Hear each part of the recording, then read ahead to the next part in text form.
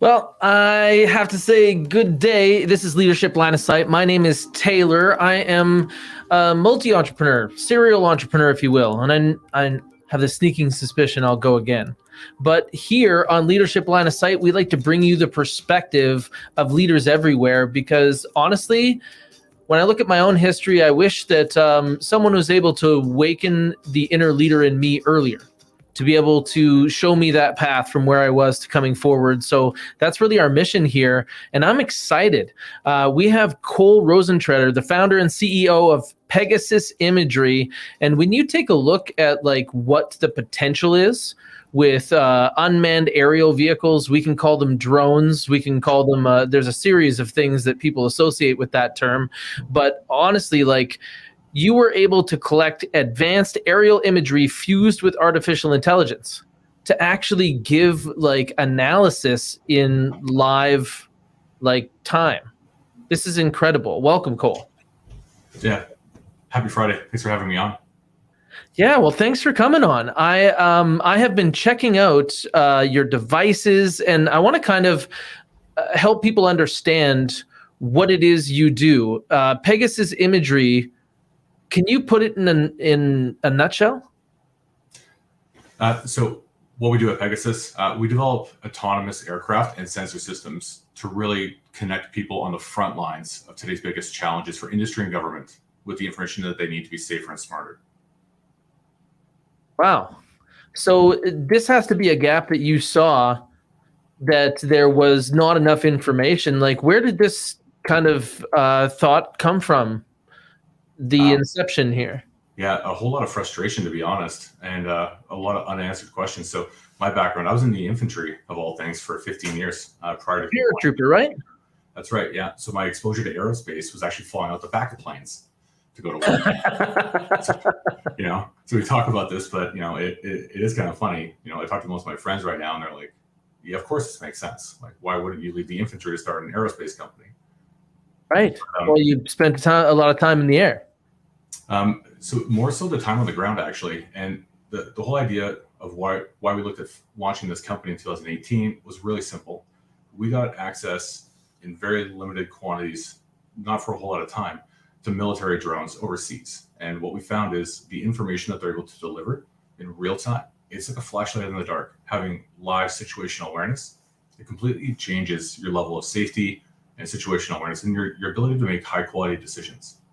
While still in uniform, though, we contrast that with what's here at home when we look at every year the military gets called out to support natural disasters, ice storms, flooding, and in particular wildfire. And what we saw is we would put hundreds or thousands of troops into Alberta or Manitoba or British Columbia, and the whole thing is being coordinated by people in planes with binoculars talking on radios, and they're only flying during the daytime. This is completely insane. Like, there's zero chance that we're actually going to be able to regain any type of initiative. So as a company, that's kind of the aha moment. Was we looked, and it's really clear there has to be a company that's going to bridge that gap between Boeing and Best Buy and do it. So that's, at a high level, that's what we saw. So the drones came effectively last in the kind of order of development for sequencing. We really looked at the challenge is connecting people with information that they need. Instead of paper maps and maybe a BlackBerry, believe it or not, those are still out there. How do we get people access to the same high quality information that we were direct beneficiaries of? It actually starts with the regulator. So as a company, we heavily focus on development of advanced sensors that solve not just customer pain points, but the regulatory barrier, because that is the great filter right now. Mm-hmm. And it's almost like we need to set the target. Like, a lot of people are talking about autonomous vehicles and are they safe? Will they hurt people, right? And they think that they're comparing to perfect, but the truth is that there's a whole bunch of manned vehicles that end up hurting themselves and others at a pretty low frequency overall, right? But how much safer do we just need to target for? Does it need to be 10 times safer than humans? 50 times safer than humans? Like, where do you want to set the benchmark? Because now computers can achieve that. Yeah, and it's so ironically, this is one of these superpowers in the company, is that we took a lot of our experience from the military, and the company's not just all veterans, but like our COO, John Renew, he finished in the military at division level headquarters, so 15, 18,000 troops, guess what? There's a lot of processes and a lot of procedures and put in place, a lot of bureaucracy. Natural fit for him to kind of lead our charge and work with the regulatory development side, because in a lot of cases, there's no rules for this stuff. The regulators are waiting for industry to kind of take the first step, and the big companies like Boeing and Airbus, etc., they're all waiting for the regulator to tell them the way. So it's almost like a bit of a standoff until it's a bottleneck. So everybody talks about drones, but in reality, whether it's drones in the traditional sense we're talking about, or all the amazing stuff like advanced air mobility, like eVTOLs and air taxis, like Whisk and vertical aerospace and Joby, it's all the same rules. If there's not a pilot on board, it doesn't matter if you call it a drone, if it's carrying people, a sensor, or equipment. It's all advanced air mobility, and the rules are going to have to evolve to cover the whole thing. So, spoiler, for startups, there's always like the different levels of risk. Regulatory risk is one, but actually just focusing on execution, this has given us a kind of first mover advantage to be right on the leading edge of not just technology, but the commercialization through regulatory development. Wow. So it's really neat to be at the tip of the spear of anything, because even talking about things like air taxi is going to be news for some of the people who may hear this. But when they think about drones, they think about things like quadcopters. Is it okay if I bring up an image of one of Pegasus's pieces of gear? What would you refer to this as? We're terminology agnostic. So and you kind of hit it, like there's a bunch of different names. So when we look at the sensors, we looked around and we said, okay, well, obviously we need a platform to test these sensors in flight. We could, as a startup, we can't afford, a several $1 million aircraft from Lockheed Martin. So especially if we're going to run the risk of crashing through trying to go fast and break things. So we actually design and manufacture our own aircraft here at a regional airport just outside of Edmonton. Wow, that's pretty impressive. And what are we looking at on the screen now? So you'll see this. So the term is a vertical takeoff and landing, or a VTOL, fixed wing remotely piloted aircraft, or UAS. So you'll see 4 rotors on the different booms, the struts. Those allow us to take off like a normal quadcopter you're talking about, but behind it is a gas electric hybrid engine, and that allows us to basically, once we're up at a certain height, we transition from hover to fixed wing flight. So this allows the aircraft to have between an 8 to a 10-hour endurance and carry enough sensors to be able to allow it to be safe, while also carrying flexible mission payloads. So if it's LiDAR, using laser scanning, or if it's a live full motion video for daylight or infrared, we can connect all that information from the aircraft directly to people on the ground. Oh, that's incredible. So I want to turn the kind of the use case towards wildfire. So when we're talking about right now, you compare it to the convention, which is, you were mentioning flying a helicopter during the day. My understanding is that normal flight time around that would probably be about 2 or 3 hours, depending on what type of air resistance that they're running into. And then they would actually have to land, and someone would have to deliver the raw data to a second kind of partner in the process where it would be analyzed. And with Pegasus, you are able to basically make it live. How do you do that? Simply put, we're just using the existing technology that's already out there. What we focus on is the enabling sensors that allow the aircraft to safely fly in the same airspace as manned aircraft. So what they're doing right now traditionally is you have primarily a helicopter will get up, and it's very much like Apocalypse Now or John Wayne, where they fly around first thing in the morning at first light, and then they do a visual assessment of the fire. The fire boss or the incident commander looks out the window, does one of these, and then they come back, they land. This is what I saw. Here's my interpretation. They adjust their plan from the night before, and it's basically lunch. So now you've lost half a day. And guess what? The fire keeps moving. So you can see here, like the decision-making cycle is really long. And that means that when you're talking about fires that are the size of a city, well, they just keep moving. They're not going to wait. So where we found ourselves is flying primarily last year at night over top of major wildfires here in Alberta. And this allows us to fly when nobody else really is at all, and then be able to monitor that fire. So an interesting thing, by being in that position and not just taking pictures or making a map, we're constantly staring at these fires throughout the entire night, and we're actually seeing how fire behavior is changing. So when we show this live video feed to, say, like a fire chief who's got 30 years of experience, he's never seen fire behavior at night. especially through infrared. So we do some very kind of discrete technologies just to kind of plug those gaps. So instead of landing and pulling a memory card out of the aircraft, if they're not coming down for hours, it doesn't make sense. So applying some AI, some artificial intelligence on the edge to actually have the sensors map that fire boundary and hotspot in real time, that gives them essentially like a Google Maps, like a live Google map of where the fire is. And now you're not looking at how old is my information on this paper map in my pocket, which could be 3 weeks old in some cases. Let's talk about, hey, the fire is 5 minutes old. Here's where it currently is. And let's make the maximum use of the very limited resources we have: air tankers, bulldozers, and people. Wow. So coming through this, it basically means that you're getting analysis as it hits the ground through that like AI filter. Yeah, exactly. And you're also like the huge advantage of machine learning is that the more you do this, the more that you guys will understand and be able to be predictive. If the wind changes, we should expect this. There's like a natural thing that happens at night. That means that the behavior has changed a lot. So we should expect this instead of this. Yeah, exactly. I see a lot of technologies kind of parallel what we were talking about briefly there, taxis. Is when you think about how fires were fought before, think about like a 1976 Buick with a paper map out on the hood, right? That was your previous taxi experience, was as much as someone could remember, right? Plus the paper map. And then you come to a situation where modern people use Uber and they get to see when the cab's going to arrive. They get a whole much more communication, but the job is the same, right? But it's done faster and it's done with a better experience. What other applications are you expecting to be part of your realm in the future, or are you developing now?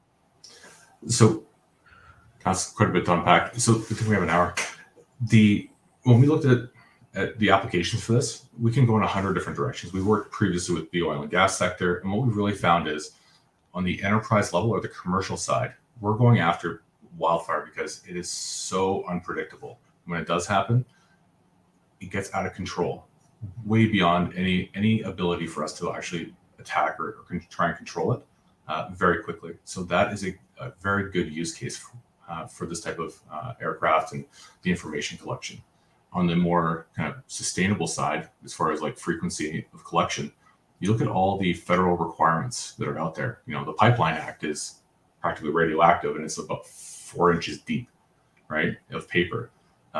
Same with the Rail Act to a smaller extent, but they're all federally required to inspect their assets on a very, regular basis. The problem is, how do you do that cost effectively? Well, cost effective versus actual data collection. Currently, if you're using drones, you can't fly beyond line of sight because you don't have a detect and avoid system. You don't have a safety system. So you're kind of stuck doing 3, 4, 5 kilometers at a time. And that doesn't really compete with Jim and his Cessna just flying over and looking out the window. And for industry, it's all about volume and mass. So they're looking at a lot of collections that they're required to do for inspection.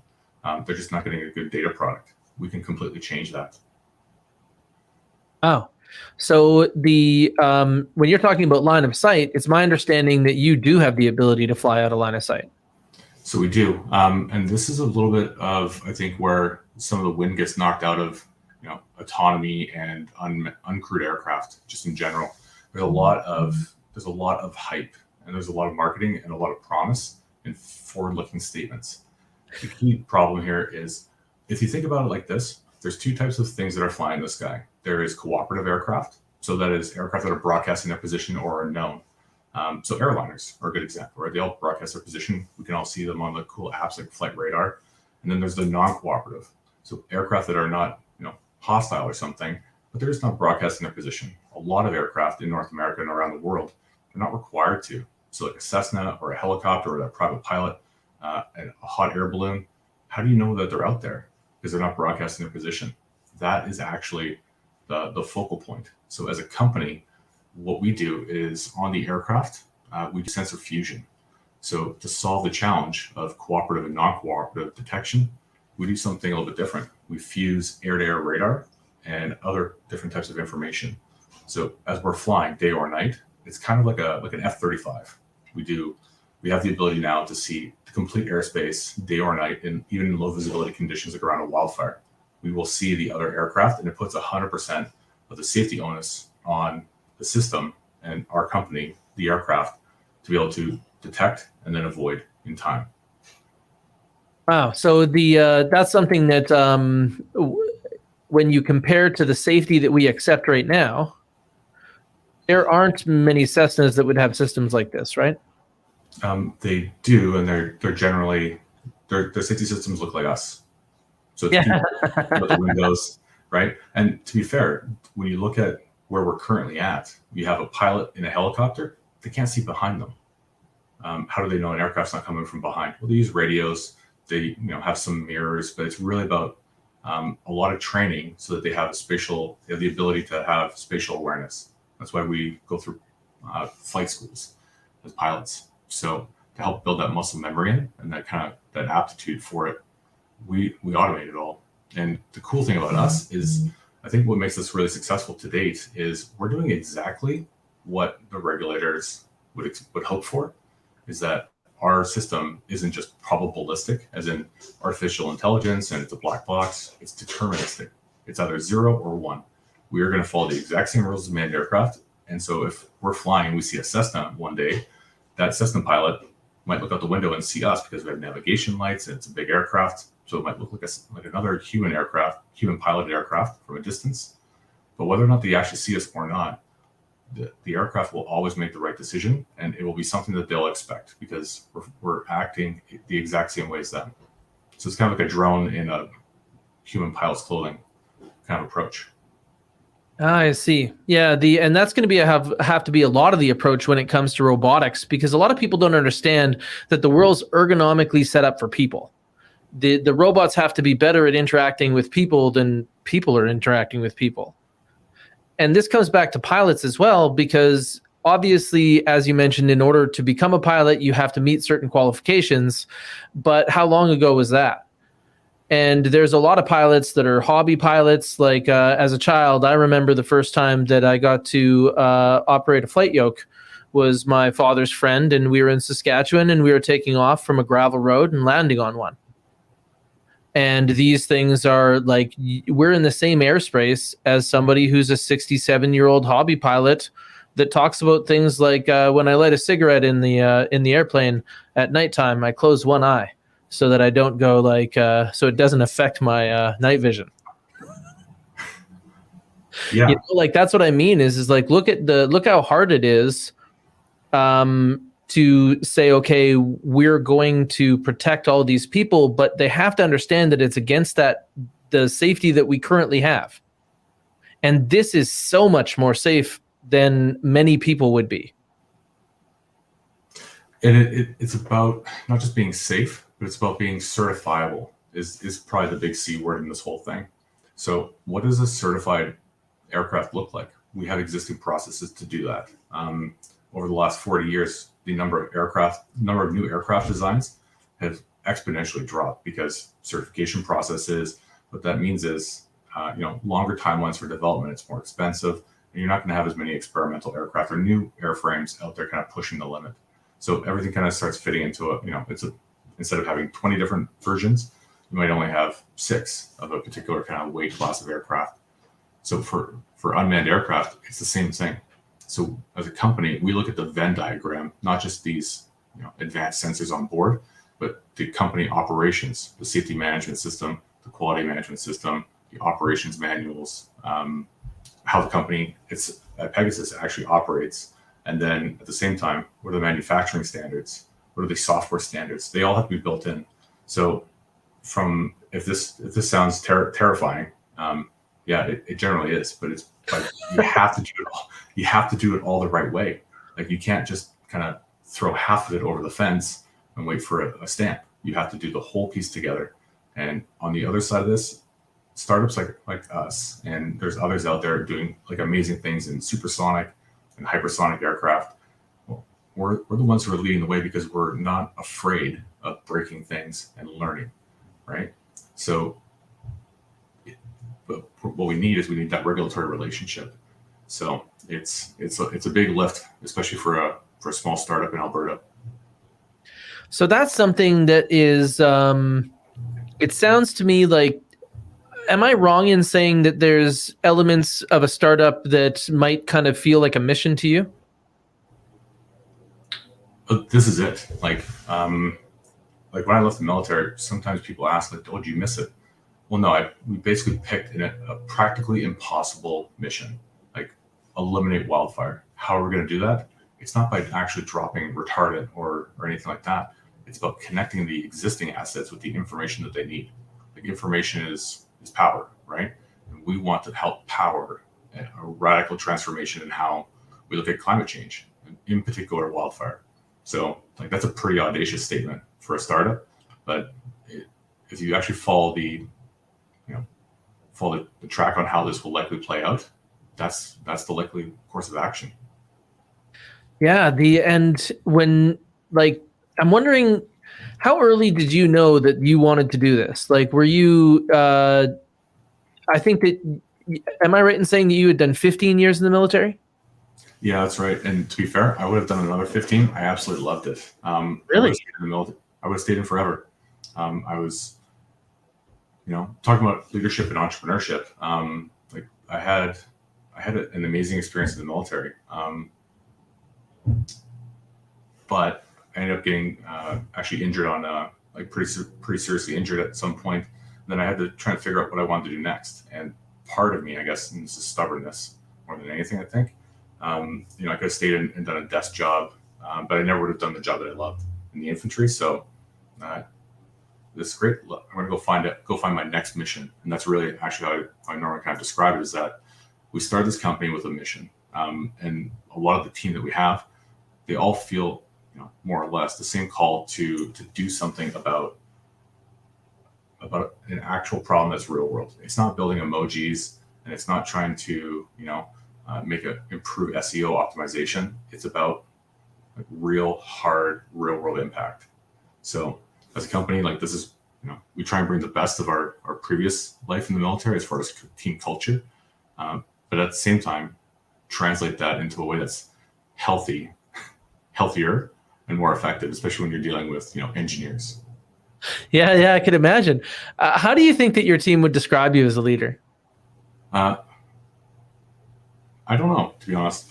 Hopefully authentic would be my one word. I don't know everything. Like my educational level basically finished after grade 12. I did some upgrading, some schooling, some online accreditations and things like that. But, it really is that experiential leadership, like what works. I know what works. You find people who are smarter than you, and you find the people who aren't just smarter, but know how to work together in a team, and you put them in positions to succeed. So like, there's a lot of things that we're doing that we're the first to do, not just in the company or in the country, but in a lot of ways, we're breaking ground on like, whole new, like this is really like carving a whole new path. So authentic is in, I always ask for, what's the, like, no assumptions. What are we actually doing? Like, does this make sense? And then trusting people. So we have an engineering team that's multidisciplinary. We have an operations side of the company that works directly with them. And to be fair, a lot of this is all about learning, like from myself, probably more than anything else. So hopefully it's authentic. Mm-hmm.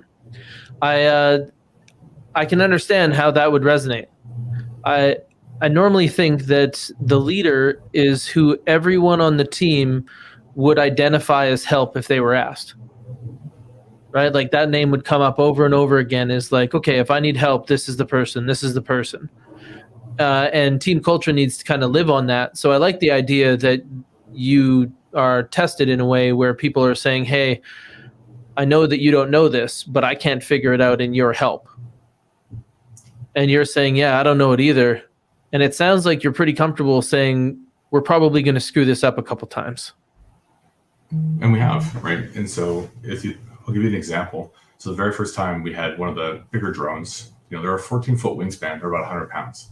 So, they're not an airliner, but they're also not from the hobby store. And the very first time we went out there and we're going to do this particular flight test, and it crashed. Okay, well, we had done the preparation ahead of that. Like, if this happens, then this, and if this happens, then that. And when it crashed, everybody's like, "Oh my god!" And you can just feel it in the air, right? And it's like, okay, well, let's learn. Like, let's try not to learn the same thing twice. So, yeah. And I like that idea that we already knew that we had a plan B, right? Like, what's next? Well, there's 24 more letters. We can keep going.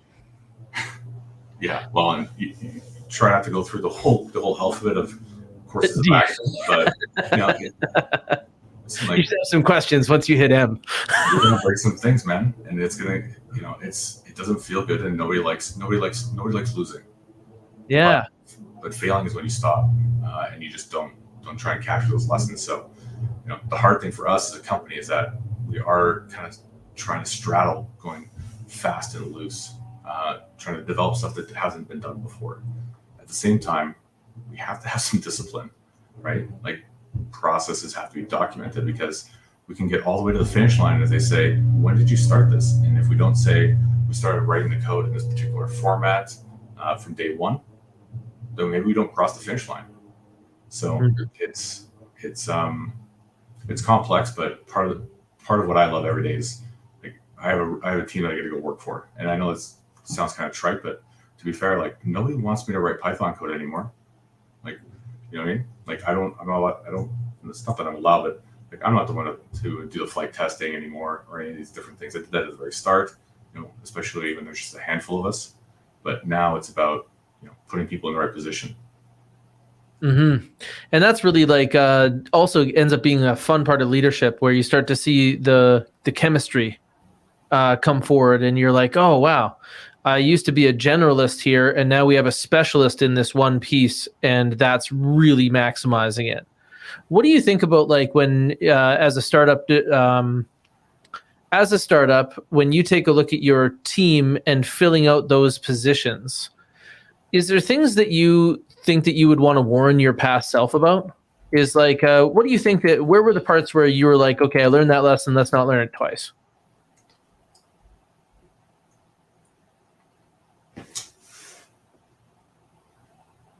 Resumes are just resumes. Like,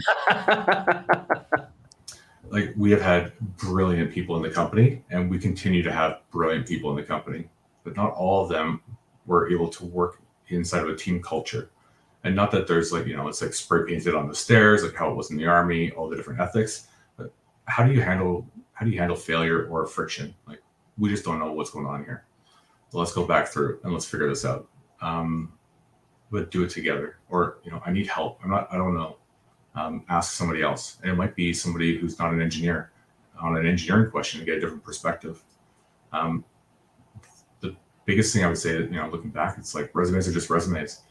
We put a huge amount of effort, and everybody kind of looks at me sometimes, and I think that they've got it now, but like, hey, like, we need to hire for this position, and it takes time, because what we realized is, from our previous life, it's humans, not hardware, that makes it the critical difference.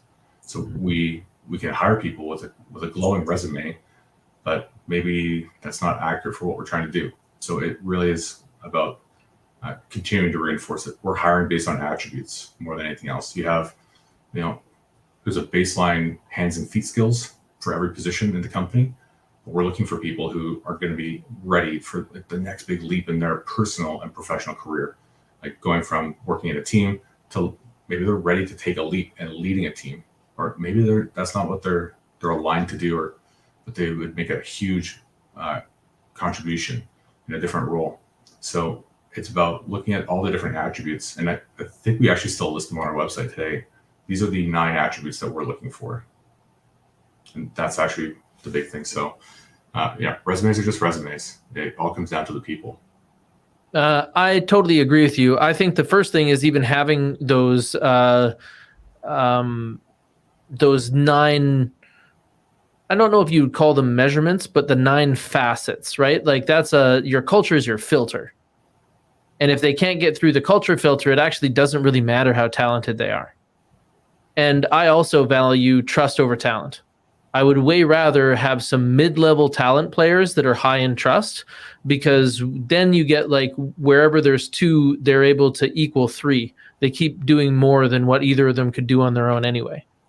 Yeah, So absolutely. I really like And you're growing future leaders too. So as you look at from a business standpoint, how are you going to scale this company up? Well, if you have 4 engineers who are doing fantastic work and they all learn how to work together, and you nurture them and keep pointing them in the right direction, well, then each one of those 4, well, there you go. Now you can rapidly grow to 16, because each one of those 4 know how to work in a 4-person team. They know how to work together, and it scales. That's I totally agree. And it's so important that the culture remains like this stable element, because then they'll grow together, they'll grow with new people, and also hopefully some people grow out of there. Like, honestly, I think that sometimes we can't predict the growth of our people. And I always look at it like it's harder to stay together than it is to come apart. So let's just value the days that we get to travel together. Yeah. And yeah, it's a good point. I mean, more probably a question for you, but I hear this all the time about like, a company should be like a family, and it's not. Like, a family is like, it's Sunday dinner, man. Like, I cannot believe we're going to go and have Sunday dinner, but that's my sister and those are my parents. Like, that's family. That's not business. So there's parts where, people are going to grow and pursue their own career. Wish them the best of luck. Like, hopefully we can be a reference. Hopefully we can keep in touch. And if you do that the right way, people inside the company or looking to join your company will see that, right? One funny thing. So we actually have, I think we still only ever have like 1 Google review on our website, and it's like 1 or 2 stars. It's like they expected us to sweep and clean up every Friday. Like, yeah, and if you think about the math behind it, that's a very expensive hour or so to have a company just pushing brooms. But guess what? Yeah. Everybody cleans up after themselves, and we all clean every Friday. We have company cleanup, and we clean the hangar together. Nobody cleans John and I's kind of alcove or COO. Like, nobody goes in there and cleans it. If they try, then we basically shoo them away, because that's our personal space. We all work together. And that is, again, like, you can't expect what you don't inspect, right? Like, if we're not seen to also push a broom, we can't expect it. And ironically, you start seeing people get hold themselves accountable, even through small little demonstrations like that. So Yeah, absolutely. absolutely. 1 star on Google. Yeah, I'm actually I'm proud of having 1 stars. Like, one of our companies has one of the largest number of verified reviews in the marketplace, and people ask me, like, are you heartbroken if you get like a low review? And I'm like, nobody trusts a 5, right? Like, you got to be like a 4.98. That's what makes you real. Like, if I'm not upsetting somebody out there because their expectation didn't match us and they couldn't see that, that's something that we actually try to do. We try to make sure that we have good target market fit. We make a product for a group of people that are going to appreciate that so that they'll pay for it. And that's what we're trying to exchange with the market. But on the other side of it is, the only defense against a bad review is lots of reviews. And when you were talking about a team or a business being a family, I really like the idea that it's like a team, like a sports team almost. People, they have positions, but they cover for each other. And I think that whether it's a sports team or a military team or anybody who's trying to do anything that is incredible, I think that the general public thinks that a teammate is somebody who has your back. And I think that a teammate is somebody who has your ankles. Like, you want to trust your friends with you going too far. And that's where we all like perform the best. Yeah, and to be fair, like, most of what I end up doing is trying to run headlong off the cliff into different directions, right? So, it's not that people need to hold me back. It's, okay, give him a nudge on the way off the cliff, like 5 degrees left, because there's a tree down there. Right? Yes. And then, hey, we're going to make sure that we build the plane on the way down with them, because, like, this is probably the bad analogy, falling off cliffs and stuff like that. But that's the thing. Like, you have to work together. And yeah, I've never heard the ankle thing, but it's good visual. Thanks, man. I really I enjoy a lot of people that are able to articulate these things well, because that's also what it takes as a part of leadership. Is like one of my biggest lessons was how you have to make clear communication that will travel through the concentric circles. Right. In a lot of the books I read, they would call it like cascading messages. This is what we're chasing right now. And I like the fact that you said it's jumping off a cliff, because that's definitely how it feels. As an entrepreneur, like you have to make it yourself. You have to make it yourself with what's right here, right now. And you have to do it in competition with other people, and they're good and smart. Yeah. And so previous life, so in the military, this is one of these facets of it that we've tried to bring into the company. And you kind of hit on this. So in the military, it's called commander's intent. So you might be in charge of like a platoon of 30 people, but every order that you receive, you actually turn around and brief not just your boss's intent, like what they want to see as a broad outcome, but two up from there. And it gives the context.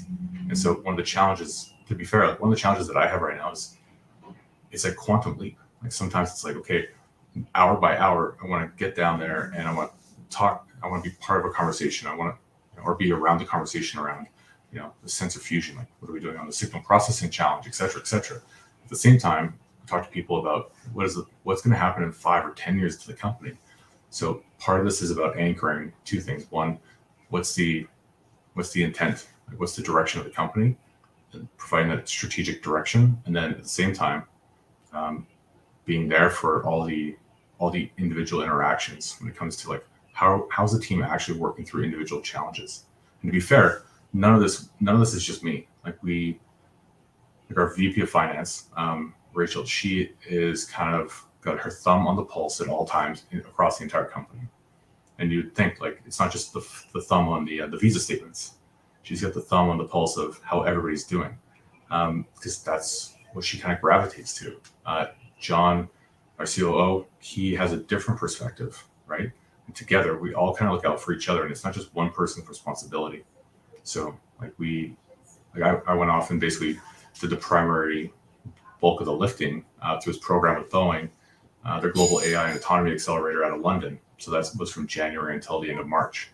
But that was a lot of time focused on that, away from the core day-to-day of the company or week-to-week of the company. Guess what? It probably did better without me there every day in some cases, right? So yeah. It's not about issuing good direction and then following up and having a Gantt chart all the time. It's about making sure that things are going to change. Just making sure that people have the resilience kind of built into the team culture to get over it, and they're not reliant on one person riding in on the horizon to try and make all the decisions. Totally.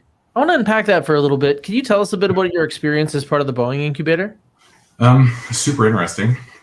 So Boeing is 140-ish thousand people. They're pretty much in every country around the planet. They're the biggest aerospace company in the world still. We met them about a year and a half ago, almost through chance, and then we started working towards our first contract with them. Now, they said it was about 3 times faster than they've ever seen, but it took almost an entire year to get to the first contract. So they're like, wow, you guys are moving really fast. And we're like, you guys are killing us. You guys have a different pace. You guys have a different pace than a startup. Big machine, yeah. Yeah. So with that kind of momentum, though, we were able to connect a bunch of dots together to form a relationship. Then they let us know that every year the theme kind of changes, but fortuitous timing. This was really around AI and autonomy. So we went through this program in January, and world class is an easy way to put it. In Canada, there's about 80% of all aerospace industry and funding in R&D happens actually in and around Montreal. For the rest of the country, it's kind of overlooked for the most part, and for a bunch of different reasons. We'll change that.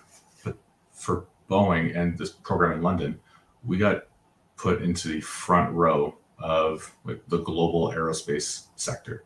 We had a chance to get introduced not just to Boeing, people in Boeing, because we did, and our CRM is like there's over 100 kind of decision makers across Boeing, but other companies that we've never heard of before, like that were program partners and sponsors. So Emirates and GKN Aerospace. Okay. Most people have never heard of GKN, which is kind of ironic because I hadn't either until we really started the program. GKN makes like 60% of all the major components for Boeing and Airbus and Lockheed Martin. Huh. You may not have heard of them before, but you've flown on their wings, or you've used one of their subsystems to make sure that you land safely, etc. So the huge companies out there, and we got an opportunity to get engaged with them. So just from that visibility standpoint, it was huge. And then, unlike I think a lot of accelerators, this one was specifically focused on aerospace and autonomy. So I really said, like, when I talk about the program with Boeing, I mean, yes, they're a huge company and they're a big corporation, but at the same time, this was like coming home. Like, we finally met our people. Like, we went to the right address. And we met. Hey, we all share the same thing. We're all interested, and we're all doing roughly the same thing. This is fantastic. So it was a phenomenal opportunity. It sounds incredible. And a lot of people don't understand how incredible these environments are. But one of the things I think about is that maybe Harvard is an incredible school, but maybe it is just a school. And the reason that you see the outcome so high quality is because of the filter of the intake. So if you make a school so prestigious that it attracts the highest competition to get into it, your product's going to be awesome. And that's the same thing is when you have like these incubators, you put so many people that do incredible things in one spot that even the environment, like the network alone, is worth the value of the place.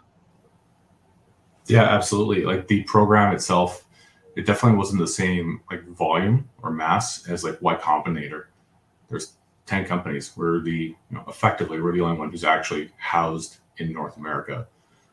Companies from Australia and the UAE, from the UK as well, and so 10 companies, and it was a whole lot of almost personalized program development for us. A lot of personalized. What do we think that we really need to work on as a company? Not just on the business development side.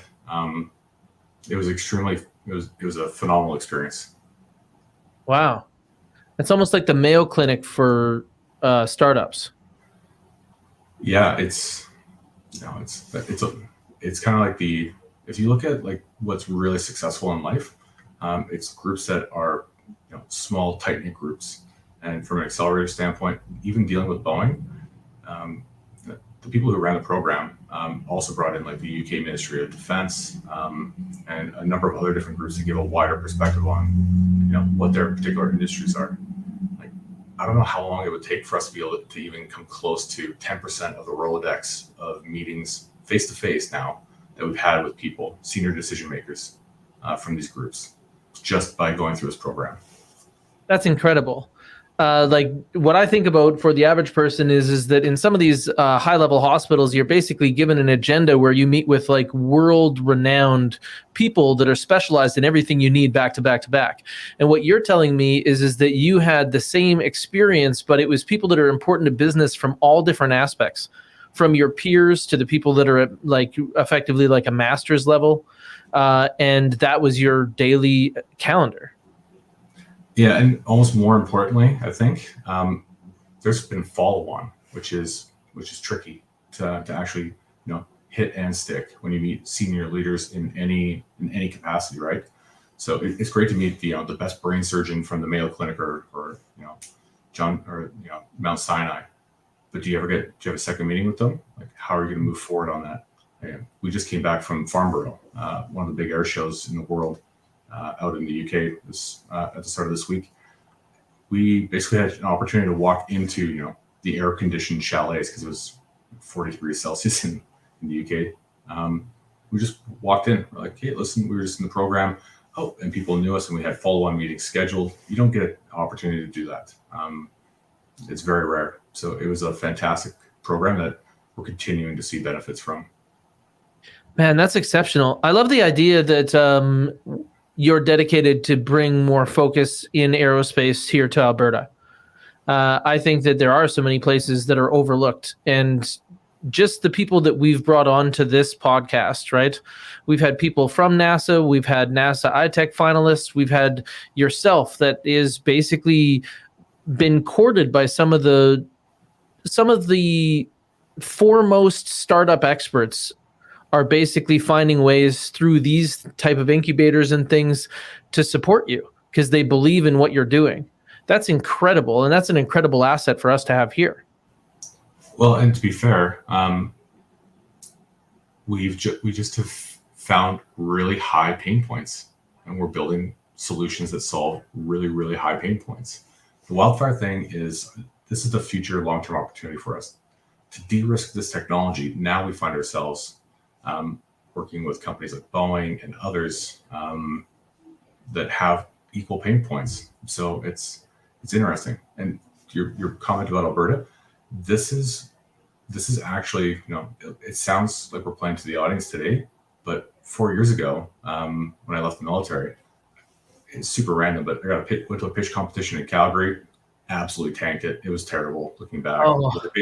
I basically gave a military back brief. Like, this is the current situation on wildfire. 10 years from now, this is unsustainable. We're going to solve this by digitizing problems. We're going to develop these sensor systems. And they're like, that was not a good pitch. I'm like, well, but this is the steps. But one of the judges was from a program down in Silicon Valley. And so I got offered a scholarship, went down to this program, became first in that program out of 80 companies from around the world. And then, had a meeting that evening after the demo day, and they said, okay, well, what do you want to do next? And looking at it, most companies in that position, almost all of them, probably would have taken venture capital from the Bay and then gone to Africa, where there's low to no regulations, and to try and develop out a proof of concept. Looking at it, it was a huge leap of faith to come and do this here in Western Canada. But now it's really paid off because we have the right regulatory relationship, best regulator for what we're doing in the world. We also have here in Alberta, we're just outside of Edmonton, so a city of over 1 million people, and 10 kilometers away from there, it's remote and isolated for the most part. And it also happens to be the home of the economic engine of the country. So oil and gas and mining and forestry. All this and the industrial base that's grown up for the last 100 years supporting it, it's all directly transferable to aerospace as well. So we have the perfect kind of slice of the pie. And so when we talk to our friends, big and small, and partners, what we talk to them about is, this is why Alberta works for what we're doing. We can't do this outside of Montreal, and you can't do this outside of Mountain View, right? You have to find the right location geographically that's going to make sense. So we're definitely not shy about telling people about why we're in Alberta and why this makes sense here. That's awesome. And honestly, I always say that we have one of the youngest, most innovative populations for a major market in the country. And you point them in any direction and they'll adapt. Like, if you want this place to be known by aerospace, we have the people that could do it here. They could pretty much do anything. Look at the unbelievable technology development for the oil and gas sector, right? You look at the world-class post-secondary institutions that we have here. We have both the industrial base, we have the talent pipelines from post-secondaries, polytechnics, just people out in the workforce who have the right mentality to get after it. That's all here. So it's a pretty awesome place. And then this is proven out. So if you look at like Burbank Airport back in the early 40s, just basically a dusty strip, and then Lockheed moved into there, and then the whole thing, boom, it's a global hub for aerospace. A lot of the kind of lesser renowned places, like Tapanaw, which most people haven't heard of, but all the stealth fighter and stealth bomber testing were done very quietly at. Well, now that place is a world-renowned, advanced technology training location. We are at a regional airport, and it might look like a Sleepy Hollow when you drive by on the range road, but at that airport, there's ourselves developing autonomous aircraft that are flying in controlled airspace around an airport on the regular, beyond line of sight. Our neighbor is also building an all-electric racing plane, and there's another company on the airfield building a hypersonic, so a Mach 5 plus engine. Whew. These are just people we bump into. Like, what if there was a concerted effort to have a provincial or a national aerospace strategy? Because we currently don't have a national strategy. So you look at all the things that are out here, it's people who are just ready to roll up their sleeves, get after it, and build an amazing team. That's part of the culture here. Yeah. And that's what I love is that they didn't need anybody to hold the door. They just said, like, let's do something. Let's jump off that cliff. Hey, I really like it when experts break it down and make it really accessible for people. And some of the people that we may end up talking to have a very, they're just have a piqued interest about the world that you have. And the one thing that they would know, maybe not about how your end goal and the process would be to get us to be able to have better reaction or better response to wildfires. But they do know about vehicles that they're seeing more and more common, these drones. I have worked on, I've been using answerthepublic.com, which is a reverse search engine from Google. And we can see some of the highest trending questions. Would you be okay maybe looking at these answers like your like a nephew is asking them to you and answer a couple of questions on drones? Yeah, absolutely. Okay, this was one of the highest trending questions on answerthepublic.com. Are drone operators pilots? Yes, you are. So to be a pilot, you have to go through a series of licensing and certifications. There's rules that are becoming more and more firm on how to do that. So you can write an online test and get your basic, which means you can do basic things. You can do your advanced course, which is an online test, which is actually pretty hard. And then you have to do an in-person flight review. Somebody actually who's a qualified flight reviewer has to walk you through it as well. And then you look at what comes up next, the more complicated, the much bigger things, it's going to blend in between the two. That's really interesting. I didn't know that myself. I knew that you could get a model aeronautical license. I once bought like a German Focke-Wulf that was powered by like a 1/4 horsepower engine. It was pretty big. When I got, I very much like hobby aviation. I thought it was so neat to be able to learn about planes that way. Another question. Can drones fly in the rain? So yes, the trick here is, are they rated to do that? So are they designed to be able to actually fly through rain? And how much is different types of rain? If you drop your phone in the sink, your phone is rated to be submerged to a certain level. That's called an IP rating. So some drones are rated to be able to fly through rain or snow. Oh, that's cool. You actually have some technology associated with detecting ice, right? That's right. Yeah. So we were trying to figure out how we can actually make a viable company and fly all year round. It's 6 months of wildfire and 6 months of winter. No joke. So one of our engineers, I drive a Tesla, and that thing freaks out on the commute to work in the winter. Yeah, probably. So one of the big challenges, icing is really extremely hard to detect. Do you know if you're actually going through icing? So if you think about without having a human pilot on board to look out the window and see the frosting at the edges, oh my goodness, we are flying through icing. It's all based on a weather forecast. So this is why planes preemptively get sprayed before you take off. It's essentially to get the airplane free of any potential icing, at least until you've taken off and you're cruising. Big commercial airliners can do that, but for planes who don't have that type of icing protection system, they're grounded, including military aircraft as well. So we developed an icing detection system, basically like a sensor film or a skin that you can put onto any surface, and we can actually tell people, like pilots or remote operators, not just if you're experiencing icing, but what type of icing and how thick the icing is and how fast it's building up, to give pilots the ability to now make new decisions. That's cool. What kind of weight limit can drones carry? So generally the weight limit is kind of defined by a maximum takeoff weight. So inside of there, it'll depend on each individual drone or aircraft. Some might say you might be able to carry only a certain amount of payload. That payload might include fuel and a camera or a sensor, or a pizza, whatever it is. But it kind of depends. The bigger the drone is, it's not a linear incremental increase in complexity. It's exponential. So the bigger it is, exponentially more complicated. So Some drones right now can carry several thousand pounds of equipment. Wow. So do you actually see what we've been joking about from Amazon for like years and years, that Amazon will be delivering packages by drone? I see it.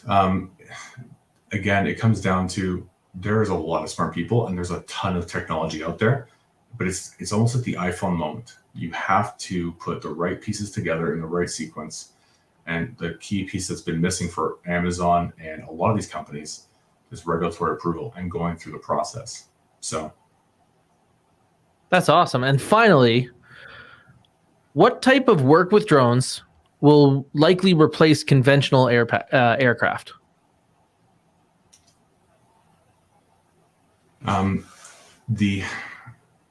Likely the middle mile logistics. So ranges of 150 kilometers to 400 kilometers, regional commute. So if you're going to fly packages for FedEx between Edmonton and Calgary, that could largely be replaced quickly by autonomous aircraft.